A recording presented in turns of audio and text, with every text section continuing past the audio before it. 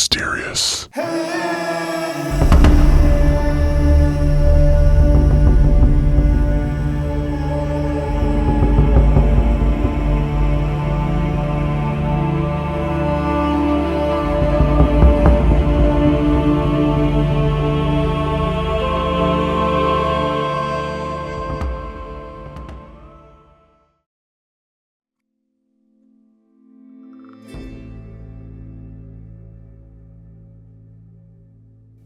Hey everybody, welcome back to Cryptid Mysterious. Well, if you're a regular around here, I haven't been posting as often as I have in the past, and honestly as often as I'd like to. Well, that does have a lot to do with the algorithm on YouTube, so I hear. And so now as I do post videos, it's only getting out to, a real small number of people. So if you like my content, hit that notification bell so when I put a new video out, you actually get notified, because I'm pretty sure if it's been a week or two since I put a video out, YouTube is not putting it out in front of you. So unless you go and search for my channel, you're not going to know I got a video out. So that said, hit that notification bell so you don't miss a new video, and I'll be sure to take good care of y'all with some good stories.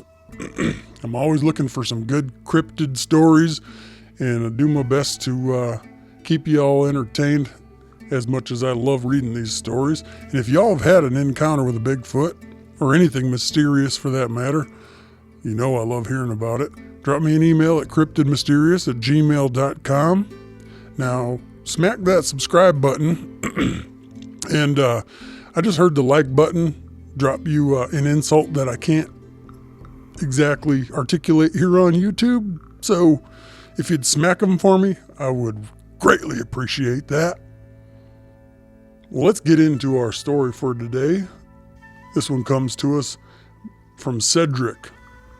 He's a resident of Minnesota, or as I like to say, Minnesota. That's where I come from. He begins. At that time in my life, my wife and I were newlyweds, having been married in the summer of 1990. Oh, by the way, he prefaced this with saying that his encounter happened in January of 1992. He goes on, we had purchased a previously owned home in eastern Minnesota, which is about 15 miles or so away from where both of our parents had lived. The house was small. It was a ranch-style home, which had a detached 2-car garage and a small, well-constructed barn in the rear yard. The gentleman that we had purchased it from, being a welder, had used this barn as his shop for many years.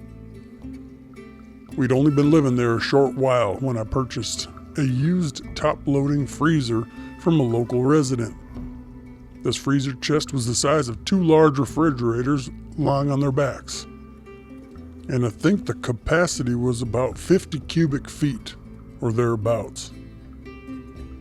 The top consisted of a single large lid type of door, which had a very beefy latch assembly on it. I had added a rugged clasp and a master lock to make sure that nothing could or would get into the freezer chest. This was to be my venison locker. After our first full year in this home, my locker had been well stocked with a variety of butchered meat from various hunts I had been on. It was in the winter of 1992, January 12th to be exact, that I was in the shower when my wife opened the bathroom door shouting, "Honey, I just heard some loud noises coming from the backyard." Now, I'm in the shower, soaking wet with soap all over me, and I said to her, "What kind of noises?" She said she heard a loud cracking noise followed by a bang of some kind. I turned the water off and quickly tried to dry off. Just so you understand, you don't run outside wet in January in the state of Minnesota. It took me about 15 minutes to get dry and dressed. After turning the lights on in the yard, I went outside with my flashlight and 20 gauge. In my yard, I had a pair of floodlights on the back of the house, and an additional pair mounted over the entrance to the barn, both of which had been turned off when my wife had heard the noises. As I went out the back door, I noticed something immediately, that the barn door was wide open. I should also mention that we hadn't had any recent snow, and the ground was very dry and frozen solid.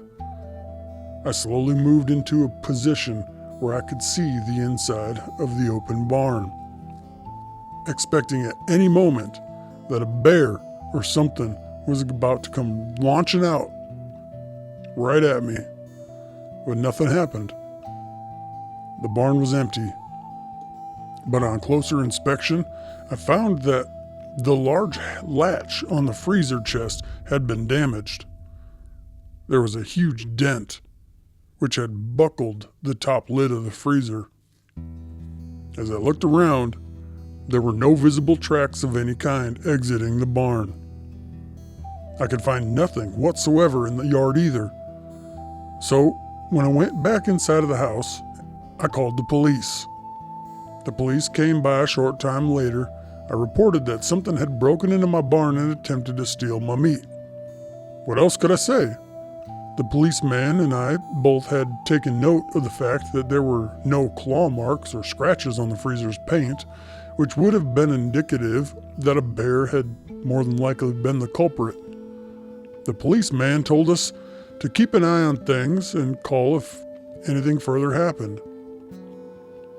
It was the very next night, January 13th, at exactly 10 p.m., that my wife and I were sitting in the living room watching the news when I had heard what sounded like a metallic cracking sound coming from the backyard. My wife and I looked at each other at the same time as if to say, "Here we go again." I quickly put my boots on and my coat. Simultaneously, I flipped the light switch and opened the back door with my 20 gauge in hand. I was hoping to catch the culprit in the act, but nothing could have prepared me for what would happen next. I had exited the back door and turned on the floodlights in virtually one fast movement that had taken only seconds. Now standing on the back steps, I was looking directly at the barn door, which was once again opened. As soon as my eyes were fixed on the door, a huge Bigfoot with glowing red eyes leaned out from behind the door, looking directly at me. I squeezed the trigger. The beast let out a scream that was unimaginable, and I heard my wife scream in the house virtually at the same moment. I knew I'd hit him squarely with number 6 shot right in the upper torso, and the beast immediately retreated into the barn. It was followed by a large crash, which sounded like a wrecking ball had hit the barn. This was followed by a couple of loud groaning sounds, which were now fading into the backwoods of the property. Stepping off the back stairs, my wife was now at the door screaming at me not to get any closer. I told her, "I have the gun, I'll be all right." As I jumped in front of the open door, ready to shoot, the barn was empty. A large section of the back wall had been entirely blown out. I'm speaking about broken boards and splinters, a sight which one would have to see to believe. The barn was constructed of 2x6 walls that were exposed and uninsulated on the interior, and the exterior wall of the barn was finished with 3/4 inch thick clapboard. This beast had torn through it like a shower curtain. As soon as our eyes had met, I could see that he was leaning over behind the door, exposing only his head and right shoulder, and a little bit of his arm, which was my target when I fired the shot. The door was a full 8 feet in height, and his head was just barely below that when leaning. The odd thing was that the eyes were glowing red, as if they were themselves illuminated by some source other than the reflection of light from the flood lamps.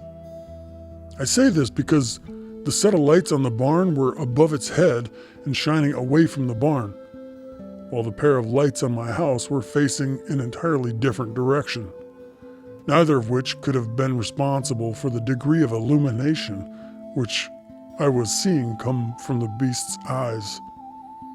How this creature could have survived a point-blank blast from a number 6 shot is beyond me.